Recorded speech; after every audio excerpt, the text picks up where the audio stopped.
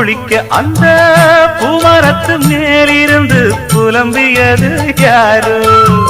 கன்னி மனசு ஒன்ன நினைக்கும், தன்னந்தனியே எண்ணி தவிக்கும், பொன்னை எடுத்து அள்ளி கொடுக்கும், வண்ணக்கனவு அள்ளி தெளிக்கும். கூறப்பட்டு சேல அம்மா கூட ஒரு மாலை வாங்கி வரும் வேளை பொண்ணு வாசமுள்ள சோல.